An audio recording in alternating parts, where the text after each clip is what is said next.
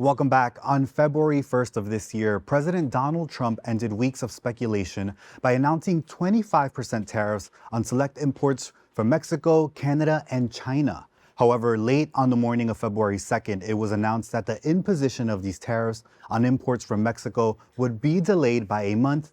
And later the same day, tariffs on Canadian imports were also suspended by 30 days. We are now joined by Karen David, professor of economics at BCC, who can help explain this matter further. Thank you for joining us, Karen. Oh, so nice. Thank you, Jonathan. So nice to be here, too. Yeah, I know. Obviously, the topic of tariffs we're seeing it all over the headlines. It's always evolving day to day. It's fluid, yeah. Yeah, but to get started, can you just break down a little bit about what are tariffs? Okay, so tariffs are taxes on imported goods. So a tariff is basically a tax, but every product that comes from abroad, if instead of selling an apple for $1, it might be $1.50, and the 50 cents would be the tariffs, which is the tax. Yeah, and obviously I think that is important because throughout the whole conversation, we are going to talk about how things are fluid in the sense you said, like flowing, changing.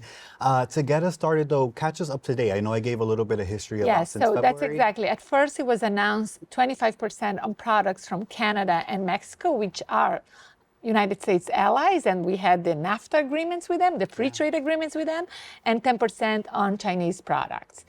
And then, as you suggested, as you said, it was after President Trump spoke with the president of Mexico and the president of Canada.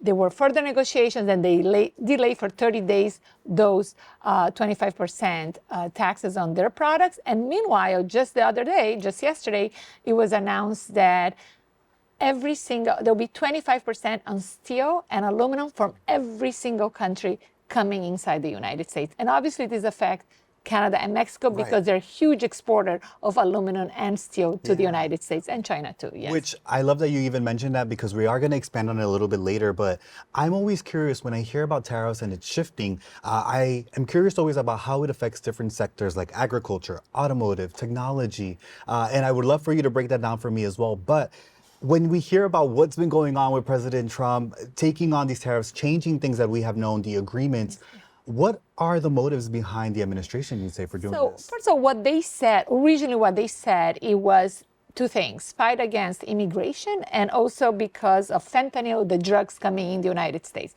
which was a bizarre answer. Canada is not a major role player in the drugs, the fight with drugs or fentanyl coming to the United States. Usually comes from China, Mexico, and the United States. But Canada, because it bordered with the United States, it has been some incidents in the past, but they're not a major component of that. But I think later on when he spoke about, I think the idea was to even out the trade balance because the United States has a trade deficit, so he wants to even out that. He also want to retaliate. China, also the conversation with China is different than Mexico and Canada. And with China, they put tariffs on American products, so there is a retaliation component here. So that's a separate story, yes. Yeah, and I feel like that's something I've always been seeing and hearing. A lot of it is the either fear, retaliation, this kind of... We call retaliatory tariffs that exist all the time, and that's what's going to happen now. Well, obviously, and I thank you so much for even being here to talk about that and break that down for us. But now, let's get into, obviously, these different sectors that are affected. Starting off with agriculture, how has it impacted our U.S. farmers? So first of all, just so you know, there are many American farmers who actually moved to Mexico in the last few years because they couldn't find workers to work in their farms and they found it easier. And suddenly their product coming to the United States is gonna get taxed 25%. 90% of avocados in the United States come from Mexico. So the price of these products are gonna go up right away. But the way the farmer is gonna get, many farmers in the United States, they export their products to Canada, to Mexico, around the world. And they're going to be affected mainly because of retaliatory tariffs. Canada and Mexico and China going to put a retaliatory tariff on these American products. So for example, United States sells soybeans to China. So suddenly China is going to put a tax on these American products. So soybean is going to be more expensive in China. So China might say, you know what, we're not going to buy American soybean. We're going to go and buy from Brazil. So that farmer is going to lose market share in China. They are going to lose income that way. And Not only that, because crops you produce way in advance, suddenly they overproduce soybeans. When they overproduce soybeans, prices of soybeans go down. So not only they're losing some of their clients, the prices of soybean goes down. So to offset this income, very often the United States gives subsidies. The government gives subsidies to help them out. But it's not a permanent solution, and they're not giving enough subsidies, so the farmers are going to lose. Same thing, corn and pork is sold to Canada and Mexico, these industries also. Now, not only that, many inputs come from China, like chemical pesticides for the farmers.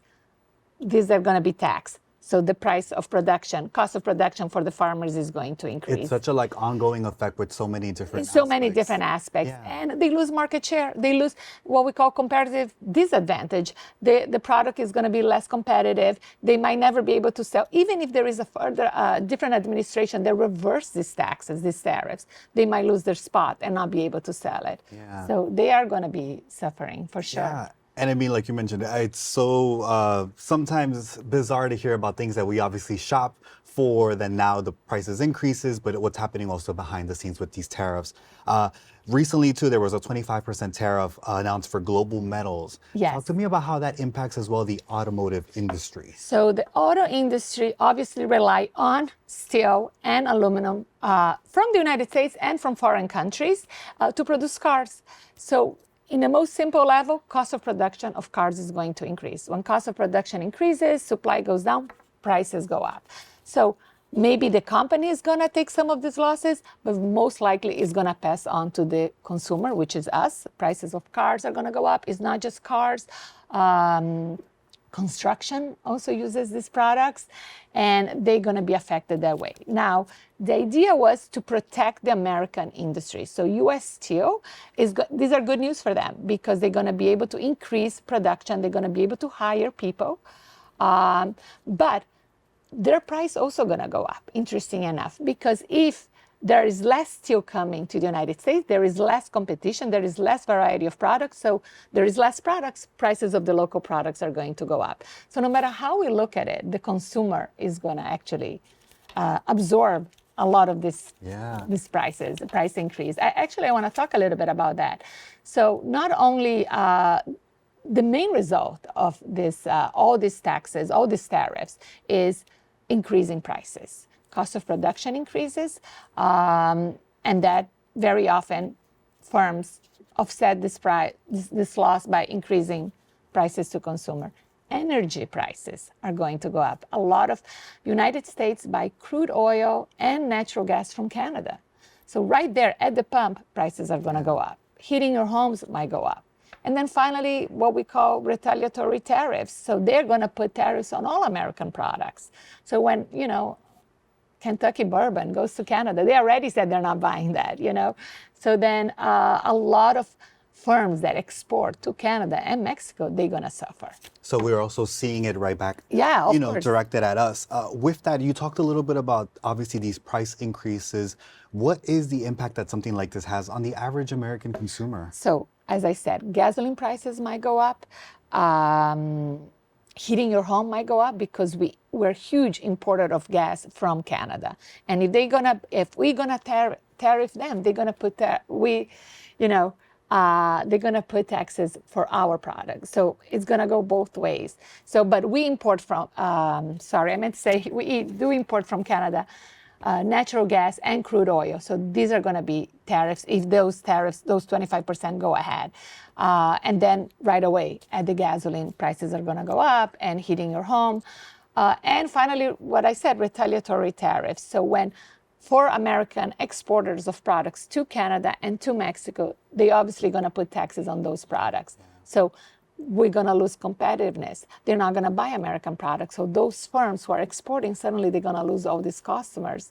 And to offset their prices, they might increase prices for their products to Americans because they're losing a lot of money. Yeah, and obviously when we talk about even the average American, I think there's also a big concern about the impact on the workforce, whether that means layoffs, relocations to be able to produce these items. Do you see that being something that can happen? Yes, a little bit, yes, because all the firms that export to Canada and to Mexico, suddenly they're going to lose market share. They are not going to sell as much because there'll be retaliatory tariffs. So if they're going to producing less means letting go of people. Now the car industry also, we spoke about the car industry. They use a lot of steel, and that's all over the world. They use steel from the United States, but they use foreign steel as well. So if cost of production is going to increase and they're going to supply less and they're going to produce less, then one way to produce less is letting go of workers. So there is a very good chance that some people are going to lose their jobs in the auto industry or construction even. Yeah, now of course we see, like I mentioned, so many different headlines, so many information that's happening day to day. New things are coming out, and I'm so grateful that you were able to break down some of these things for us. For viewers watching, when they obviously look back and are listening, what would you say what lesson can they take away from obviously hearing and seeing what's going on right now? Well, I just, a lot of things come to the news, but even though we have free trade agreements with Mexico and Canada, there's always been taxes and tariffs here and there. And I don't think people should be alarmed right away, but I think the main issue here is going to be increase in prices, and obviously it affects the American consumer. And what's interesting is that one of Trump's main fights, he says, he actually almost won the election on that. He said, I am going to fight inflation. And this is going to we're going to have to hold on, because I don't think he's going to be able to fight inflation so quickly if those tariffs are going to take place. Wow. Let's see what's going to happen to Mexico and Canada. They gave 30 days, which is actually a good sign. Hopefully it won't.